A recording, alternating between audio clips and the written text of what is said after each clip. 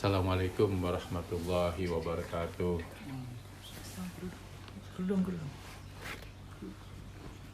Alhamdulillah. Wassalatu wassalamu ala rasulillah Muhammadin ibn Abdillah wa ala alihi wa sahbihi wa man wala wa ba'du. Melanjutkan tausiah subuh kemarin ya. Ini terkait dengan janji tentang masalah itu ya, ada 2 penyakit itu ya. Oke.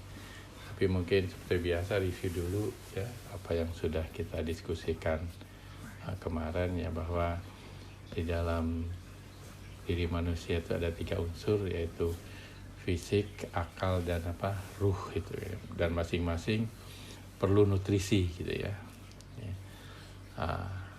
Yang ilustrasi yang disampaikan Mas Ilham waktu di WA, katanya kalau misalkan saja fisik ini katakanlah nutrisinya belum terpenuhi, misalkan lapar gitu itu bisa mempengaruhi unsur yang lain ya, misalkan kita bisa emosi segala macam. Betul itu ya. Jadi memang 3 unsur itu benar-benar nutrisinya harus memadai gitu ya. Jadi jangan sampai salah satu sakit lah gitu ya. Kebutuhannya tidak terpenuhi karena bisa mempengaruhi kebutuhan yang lain. Tapi poinnya ya, kalau misalkan tadi tidak terpenuhi fisik ini gitu ya, misalkan katakanlah lapar gitu ya. Tapi kalau selama ruh ini ya sudah terpenuhi, misalkan saja dengan memahami agama, sudah menjalankan agama dengan baik sesuai tuntunan Allah dan Rasulnya gitu ya. Ketika lapar ya tentunya kita bisa mengendalikan itu kan ya, karena sudah terbiasa dengan misalkan puasa gitu ya, dan seterusnya gitu.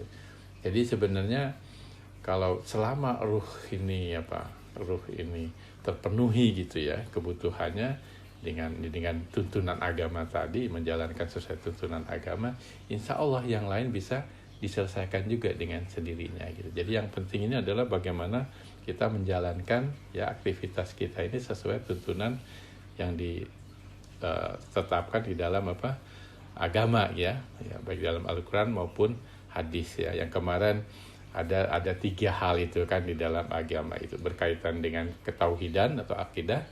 Kedua tentang fikih ya, berkaitan dengan muamalah dan ibadah ya, masalah hukum haram ya, sunnah dan seterusnya. Yang kemudian yang ketiga adalah tentang akhlak dan adab gitu ya.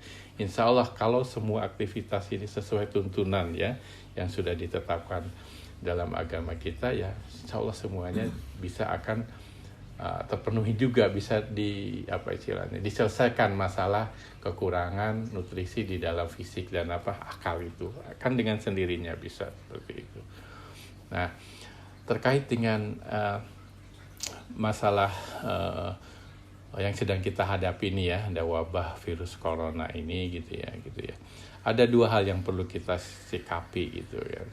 Pertama ya ketika kemungkinan di sekitar kita gitu ya, baik mungkin dalam satu kampung atau dalam satu kecamatan atau dalam satu kabupaten kota ya, ada yang terkena positif misalkan virus corona.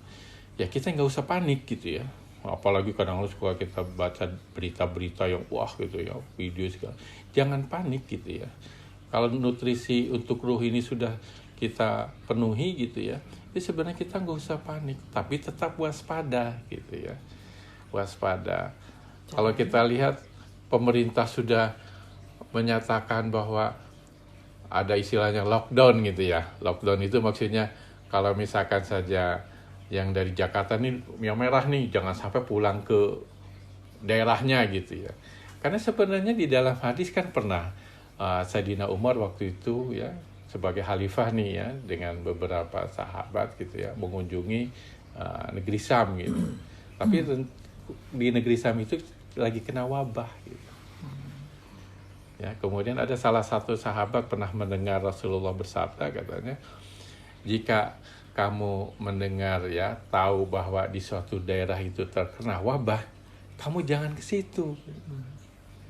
Nah, begitu juga jika di daerah kamu tempat tinggal itu ada wabah, kamu jangan keluar dari daerah kamu gitu.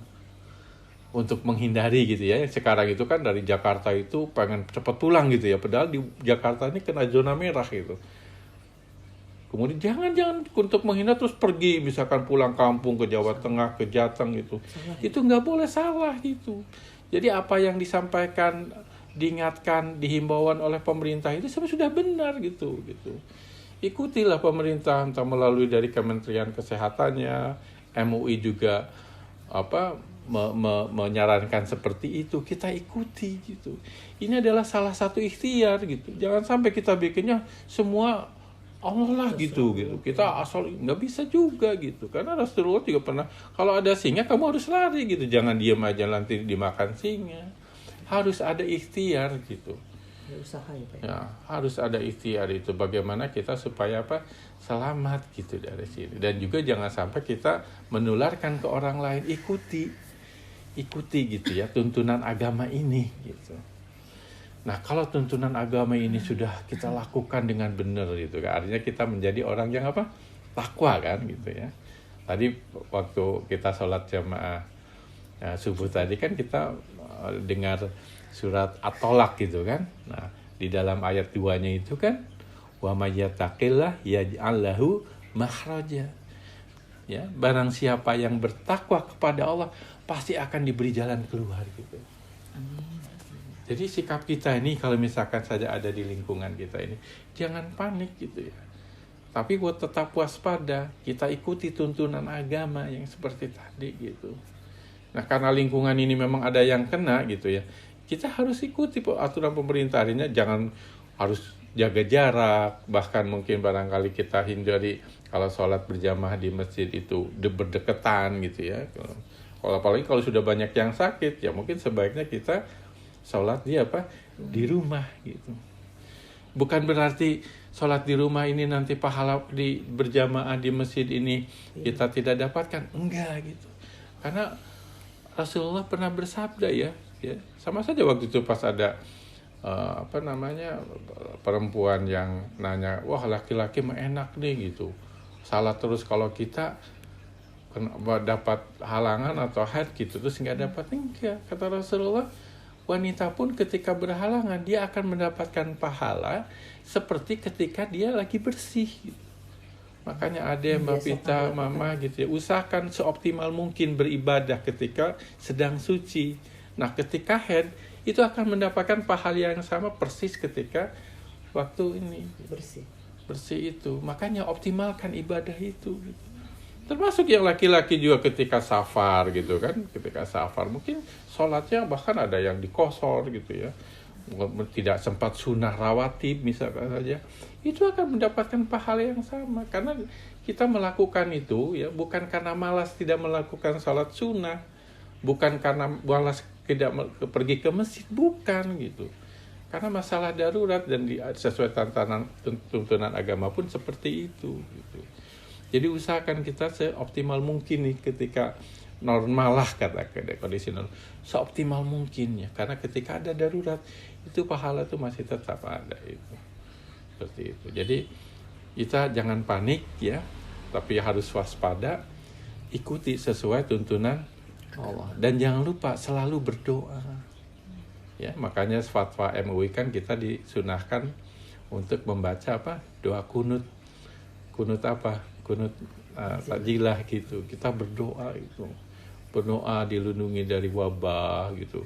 Kesulitan ekonomi di situ kan.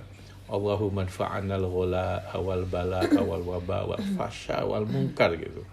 Bahkan kita berdoa juga bukan hanya untuk kita ya. Mimbaladina hadza Indonesia khasa wa min buldanil muslimina ammah. Jadi seluruh negara-negara muslim kita juga kita doakan di situ. Ya itu ya, bahkan ketika berdoa pun misalkan individu ya, coba doanya Nabi Ibrahim itu ada di dalam surat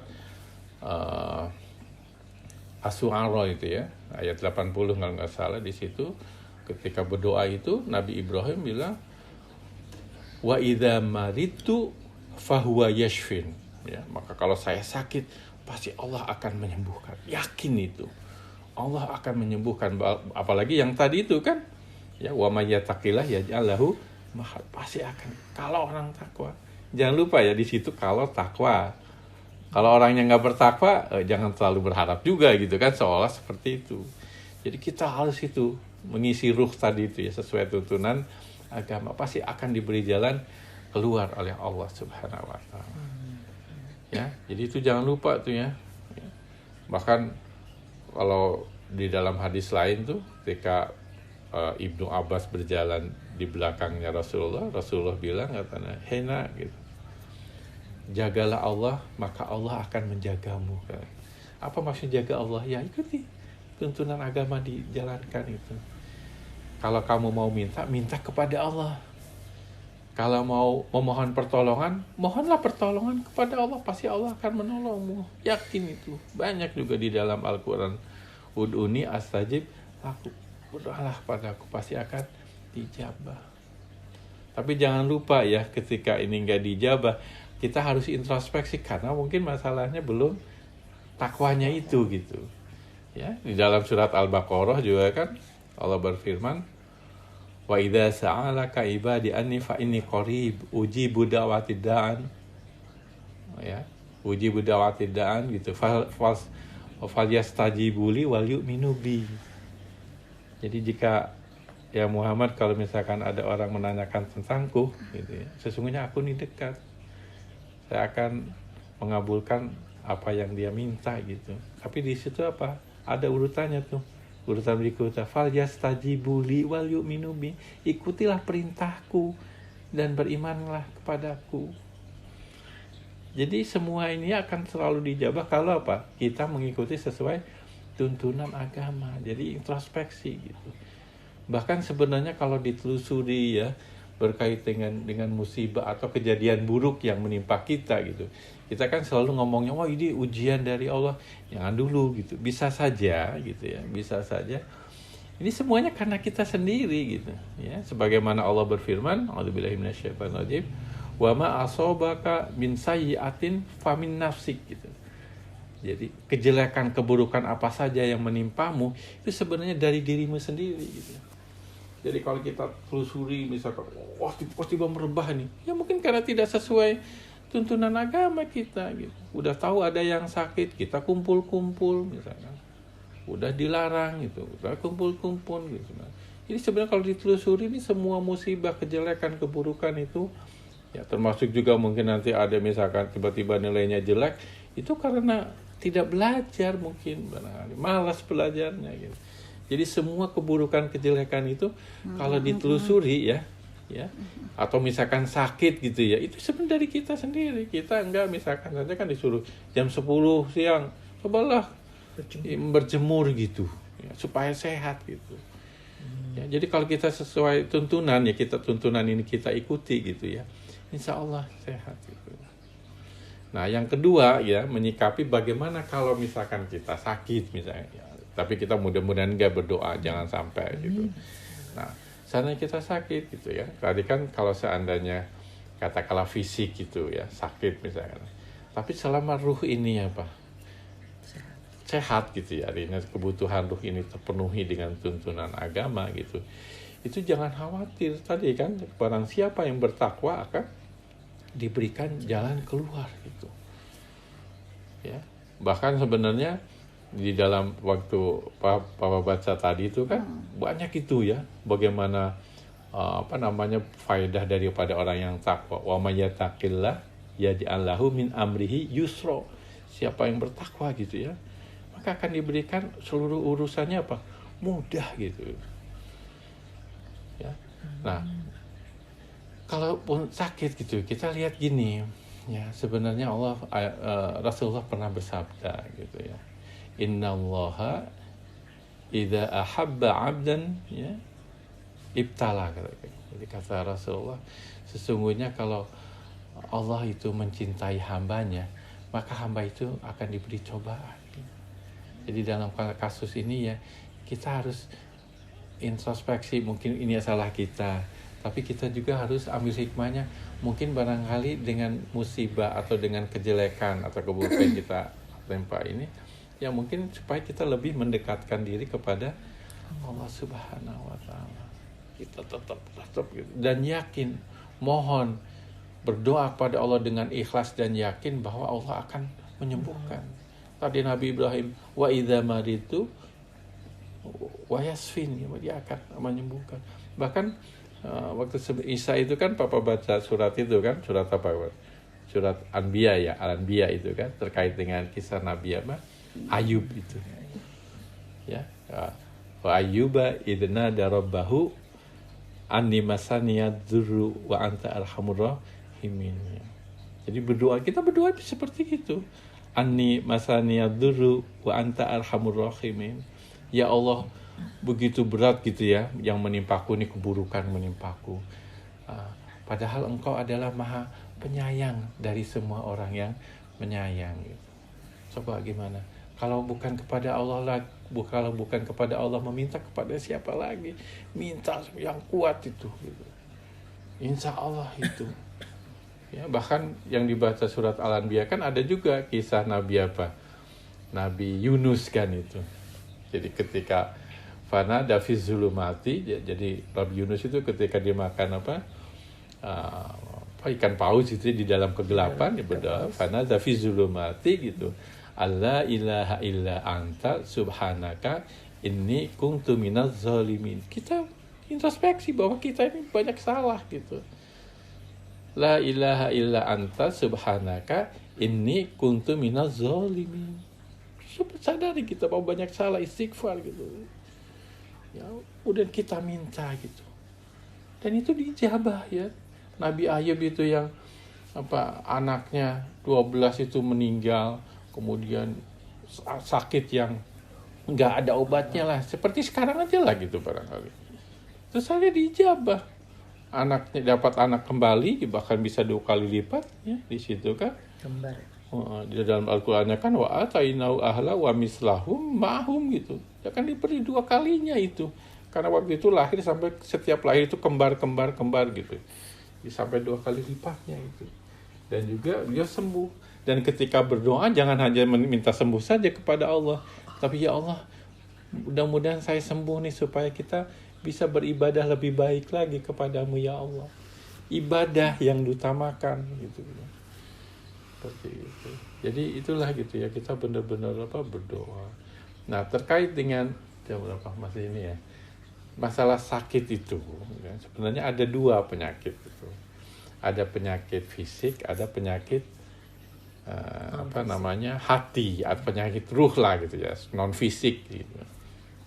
Kalau berkaitan dengan penyakit fisik gitu, kalau misalkan penyakitnya ini namanya daun gitu. Kalau obatnya itu dawaun gitu dalam bahasa Arab itu.